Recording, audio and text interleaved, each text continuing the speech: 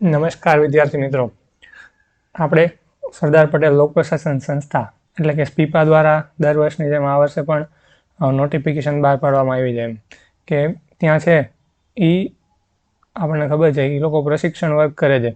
એટલે કે ત્યાં આપણને યુપીએસસી, આઈએએસ, આઈપીએસ અને બીજી જે ગ્રુપ એની અલગ અલગ સર્વિસ હોય એના માટે અહીંયા પ્રિપેરેશન કરવામાં આવે છે એમ. તો એની નોટિફિકેશન આપણે બહાર પડી ગઈ છે એમ તારીખ 1 મહિના રોજ. હવે આમાં શું કહેવાય, અલગ અલગ લોકોને ઘણી બધી સમસ્યા હોય એમ. આપણે ઘણીવાર છે ને નોટિફિકેશન એટલું આમ વ્યવસ્થિત જોતા ન હોય એમ, અને હું એલિજિબલ છું કે નહીં. આપણે એવા બધા અનેક પ્રશ્નો હશે, બધા સિલેબસ શું છે, કેટલી તારીખે એક્ઝામ છે, એ બધાનું એકદમ કેટલું મેરિટ રહે છે, કટ ઓફ કેટલું હોય છે, આ પેપર સ્ટાઇલ શું હોય છે. આજે આપણે દરેક પ્રશ્નના જવાબ છે આ વિડીયોના માધ્યમથી આપણે મેળવવાનો પ્રયત્ન કરીશું. સૌ પ્રથમ જોઈએ તો આપણે કે યુપીએસસી માટે ફોર્મ ભરવાની ડેટ આપણને ખબર છે, સ્પીપા માટે તમારે 1 મેથી લઈ અને 31 મે સુધી ડેટ રાખી છે. ઘણીવાર ડેટ લંબાવતા હોય છે, પણ આપણે એવું કંઈ ન વિચારતા. જો તમારે ખરેખર સંસ્થા સાથે જોડાવાનું હોય તો તમારે આ સમય છે એમાં ફોર્મ ભરી દેવું જોઈએ એમ. પછી આ જે યુપીએસસી છે એ 2024-25 માટે જ છે એમ, કે આના 2024થી શરૂ થશે એ લોકોનું અને 2025 સુધી હાલે.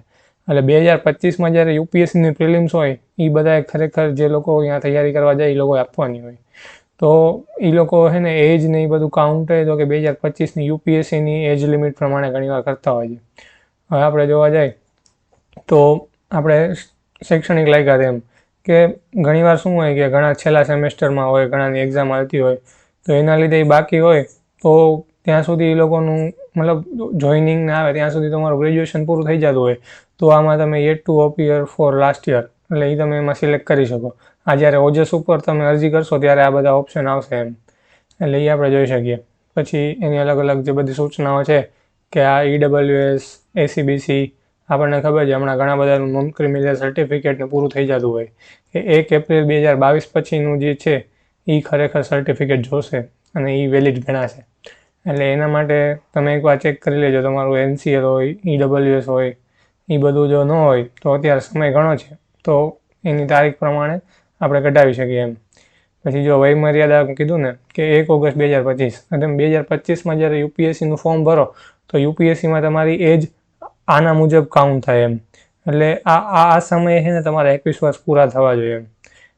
એટલે એ રીતે તમે કરી શકો એમ. પછી જે કેટેગરી છે એ પ્રમાણે તો કે અપર લિમિટમાં તો કે બધી છૂટછાટ છે, જેમ કે આમાં 3 વર્ષ છે, આમાં 5 વર્ષ છે, આમાં 5 વર્ષ છે, આમાં 10 વર્ષ છે.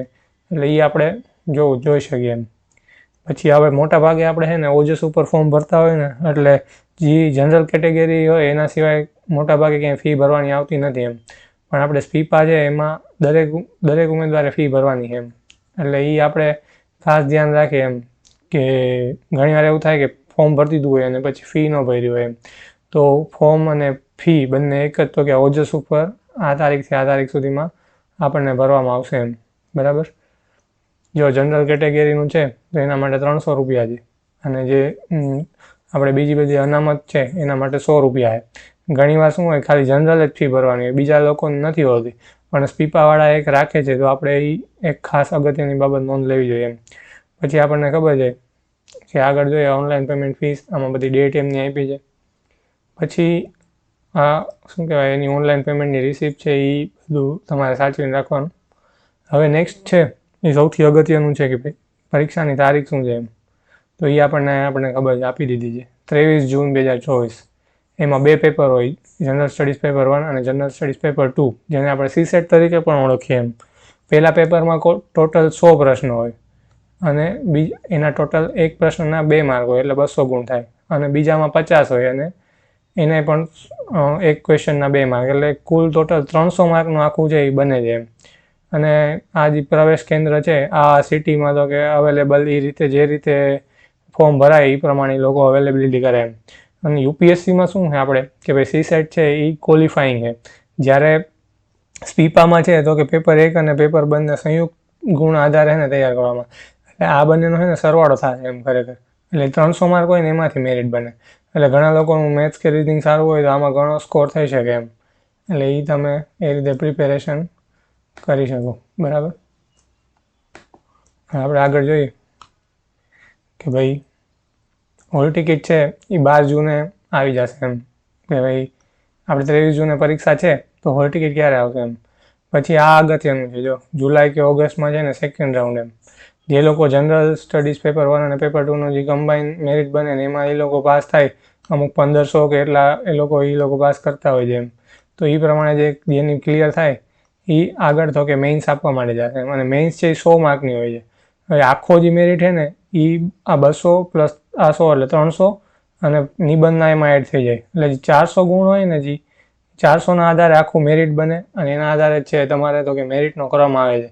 અને એની આધારે તમને જે અહીંયા તાલીમ અલગ અલગ વર્ગ જે સંસ્થાઓમાં ચલાવે છે અહીંયા પ્રવેશ આપવામાં આવે છે. કઈ રીતે અરજી કરવી એ આપણે ખબર છે કે ઓજસ ઉપર જઈને આપણે એની અરજી કરી શકીએ છીએ. આમાં એ લોકોના અલગ અલગ અનામતને આપ્યું છે તો એ આપણે જોઈ શકીએ છીએ. પછી મતલબ આ તમે એક્ઝામ હોય ત્યાં સુધી કોલર ડાઉનલોડ કરી શકો એમ, 12થી માંડીને ત્યાં સુધી, બરાબર. બસ પછી મેજર જે બધી સૂચનાઓ છે કે ભાઈ અમુક કઈ બાબતોની આપણે ધ્યાન રાખવી જોઈએ, કઈ નિયમોનું ભંગ ના કરવો જોઈએ, તો એ આપણે આ છે. પહેલાં જે બંને પેપર છે એ MCQના છે અને બીજું જે એસેનું પેપર હશે ને એ ડિસ્ક્રિપ્ટિવ હશે એમ, એટલે એ આપણે ખાસ જોવું જોઈએ. અને આમાં નેગેટિવ માર્કિંગ છે એ 0.33 હોય છે, મતલબ 1/3 એનું નેગેટિવ માર્કિંગ હોય છે. તો એ રીતે આપણે અટેમ્પ્ટ કરવામાં એમાં ધ્યાન રાખવું જોઈએ એમ. હવે સૌથી અગત્યની બાબત છે ને તો કે સિલેબસ એમ. મોટાભાગે લોકો શું કરે કે અમારે તૈયારી કરવી છે, ફોર્મ ભરી દીધું પણ સિલેબસ જોતા જ ન હોય.